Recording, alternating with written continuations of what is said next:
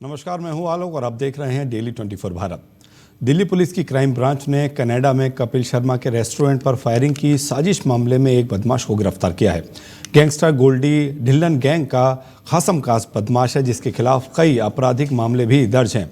इस बदमाश का नाम बंधु मान सिंह है। इसके पास से एक चाइनीज पिस्टल और कारतूस बरामद हुआ है।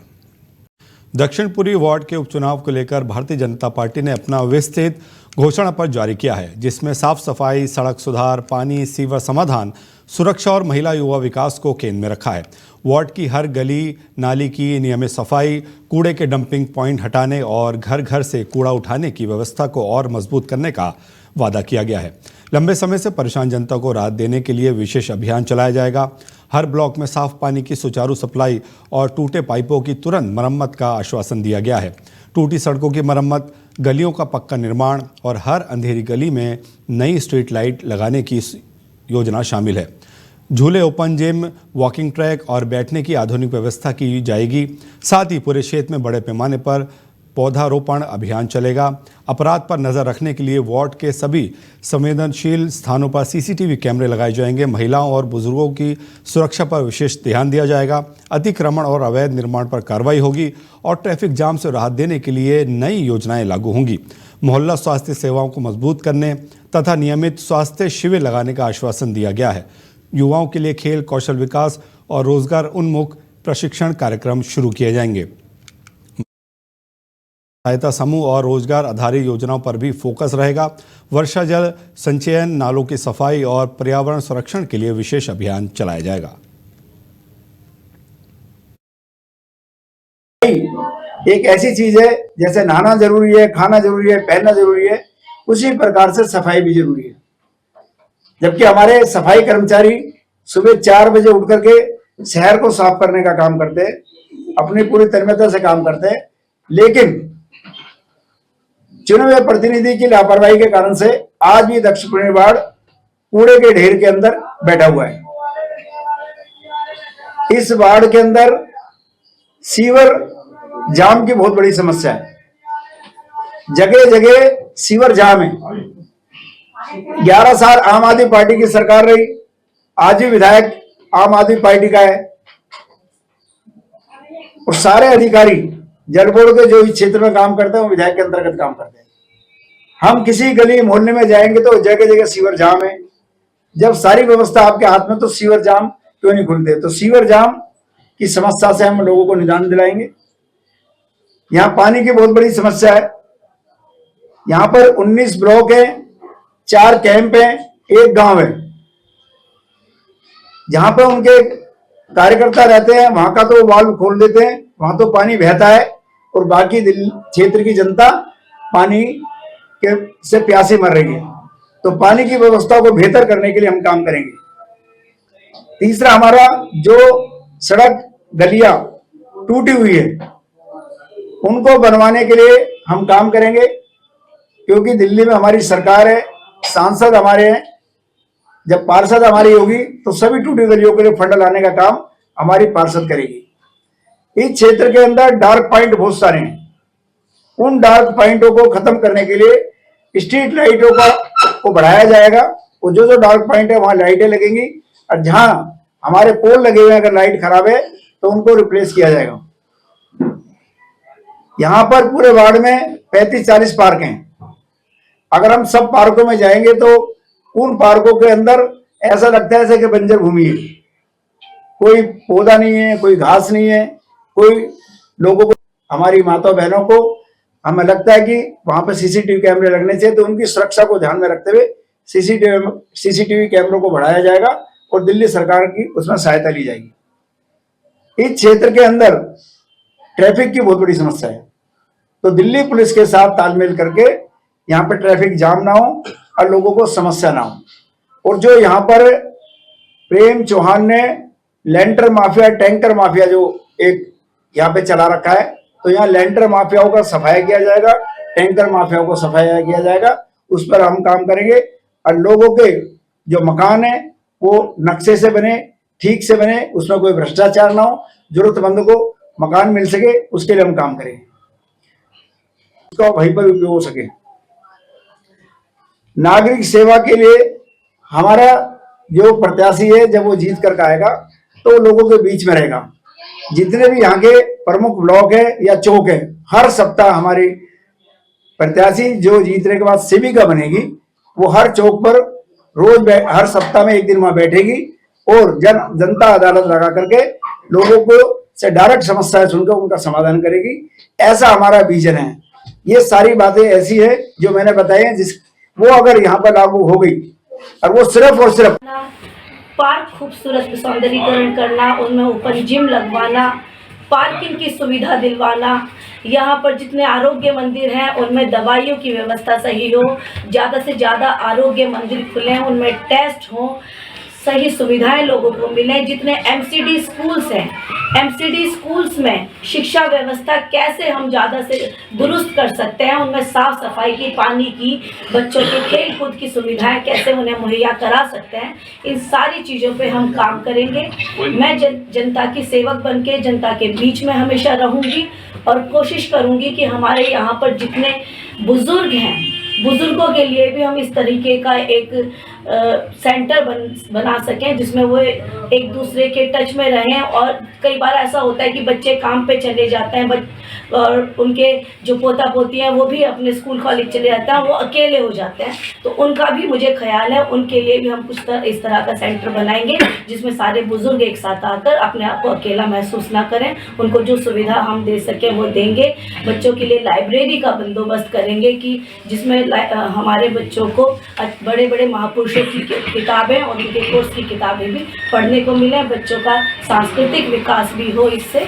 और ये सारी चीज़ें मेरे दिमाग में है। इसके अलावा जो भी इलाके की समस्या है उनके लिए मैं हमेशा जनता के बीच में रहूंगी और जनता की सेवा करती रहूंगी। थोड़ा सा इसमें जेपी जी एक ऐसी चीज है जैसे नहाना जरूरी है, खाना जरूरी है। इस खबर पर जोड़ रहे हैं हमारे साथ जयप्रकाश जी, जो कि बीजेपी के चुनाव प्रभारी हैं। जयप्रकाश जी, बहुत स्वागत है आपका डेली 24 भारत पर। जी नमस्कार जी। जयप्रकाश जी, आपका संकल्प पत्र जारी हुआ, हर पार्टी का होता है, तो आपका संकल्प पत्र में ऐसा क्या खास है?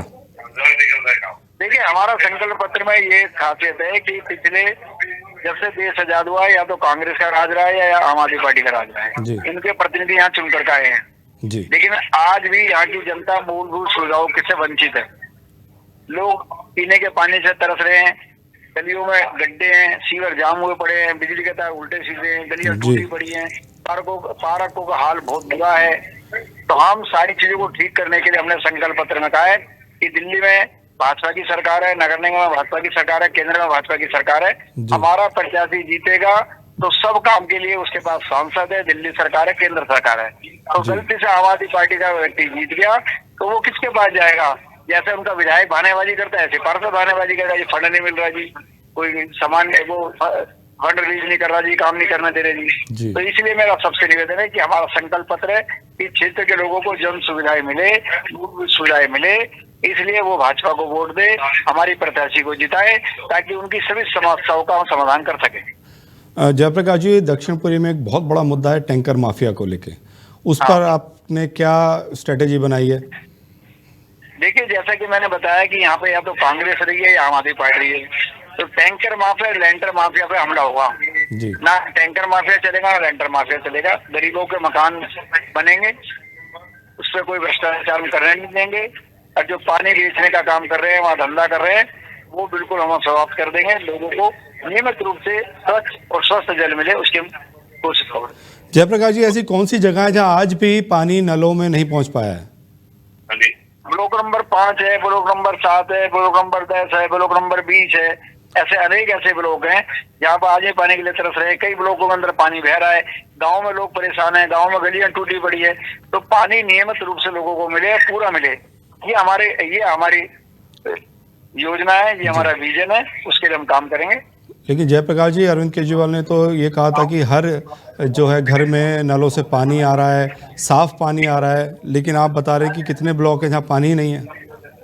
मैं कह रहा हूँ ना, अरविंद केजरीवाल जी ने तो कुछ काम ही नहीं किया। दिल्ली में सभी को पानी ठीक से मिले, उसके लिए 1350 MDD पानी की जरूरत होती है। दिल्ली सरकार ने 850 MDD से पानी ज्यादा उत्पादित ही नहीं किया, तो लोगों को सर्विस कैसे करेंगे? और यहाँ पर जहाँ जहाँ लोगों को समस्याएं हैं तो वो काम कैसे होगा? इसलिए मेरा निवेदन है कि सब लोग भाजपा को वोट दें और अपना काम कराएं। समस्याओं का समाधान भारतीय जनता पार्टी। लेकिन जयप्रकाश जी, कई सालों से देखा गया है एमसीडी में जो भ्रष्टाचार है उसको लेके आपकी क्या नीति है, कैसे भ्रष्टाचार को खत्म करेंगे अब की बार जब अगर आप वार्ड में जीतते हैं तो? जब पढ़ा लिखा साफ सुथरा व्यक्ति चुन करके आता है तो भ्रष्टाचार भी समाप्त करता है जी। तो इस वार्ड के अंदर हमेशा इन लोगों ने यहाँ पे वो किया है। तो हमारा निगम पार्षद आएगा, भ्रष्टाचार को समाप्त करेगा, लेंटर माफिया टैंकर माफिया को समाप्त करेगा और उस पर काम करेगा। जयप्रकाश जी, बहुत धन्यवाद हमसे जुड़ने के लिए, तमाम Thank you. जानकारी साझा करने के लिए। तो आपको बताते चलें, एमसीडी उपचुनाव के मद्देनज़र दक्षिणपुरी में बीजेपी ने अपना संकल्प पत्र जारी कर दिया है।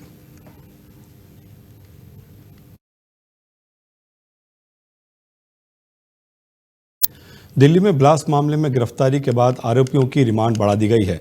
स्पेशल एनआईए कोर्ट ने डॉक्टर मुजम्मिल, डॉक्टर अदिल अहमद और डॉक्टर शहीन की रिमांड 10 दिन के लिए आगे बढ़ाने का आदेश दिया है। इस अवधि में सुरक्षा एजेंसियां मामले की गहन जांच और पूछताछ जारी रखेगी।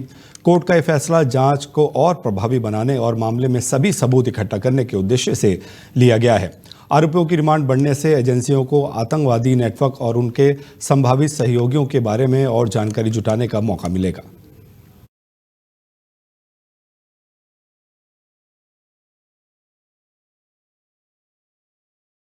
राउज एवेन्यू कोर्ट ने शनिवार को नेशनल हेराल्ड से जुड़े मनी लॉन्ड्रिंग मामले में ईडी द्वारा दाखिल चार्जशीट पर फैसला सुनाने की प्रक्रिया को टाल दिया है।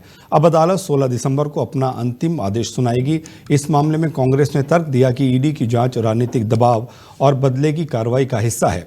चार्जशीट में कांग्रेस के शीर्ष नेताओं सोनिया गांधी, लोकसभा में नेता प्रतिपक्ष राहुल गांधी और कांग्रेस ओवरसीज प्रमुख सैम पित्रोदा को आरोपी बनाया गया है। इसके अलावा सुमन दुबे, सुनील भंडारी और यंग इंडियन और डोटेक्स मर्चेंटाइज प्राइवेट लिमिटेड को भी पीएमएलए के तहत आरोपित किया गया है। ईडी का आरोप है कि कांग्रेस के वरिष्ठ नेताओं ने एसोसिएट जनरल्स लिमिटेड की संपत्तियों पर अवैध कब्जा किया, जिनकी कीमत 2000 करोड़ रुपए से अधिक बताई गई है। एजेंसी का दावा है कि यह साजिश महज 50 लाख रुपए में यंग इंडियन नाम की कंपनी के माध्यम से अंजाम दी गई। इस कंपनी में सोनिया और राहुल गांधी की मुख्य हिस्सेदारी है। अदालत ने पहले 7 नवंबर को आदेश सुरक्षित रखा और ईडी से कुछ अतिरिक्त स्पष्टीकरण मांगे थे ताकि मामले की जांच और अधिक स्पष्ट रूप से हो सके।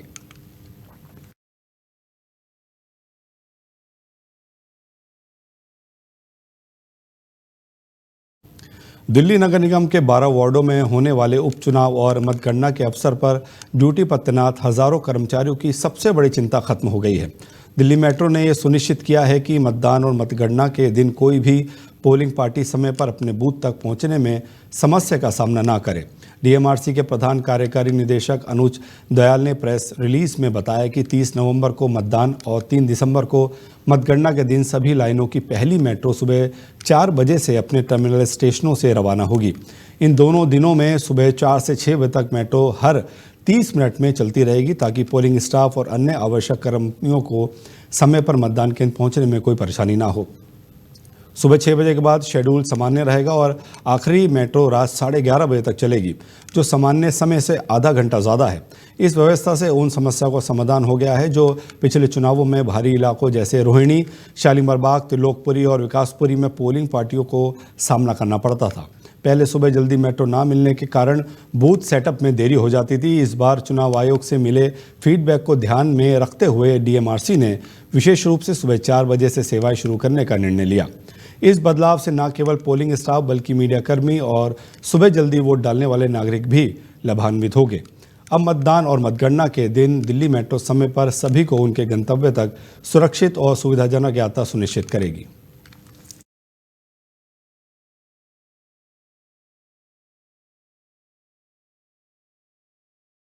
इस बुलेटिन में इतना ही। अपना ख्याल रखिए और देखते रहिए डेली 24 भारत। नमस्कार।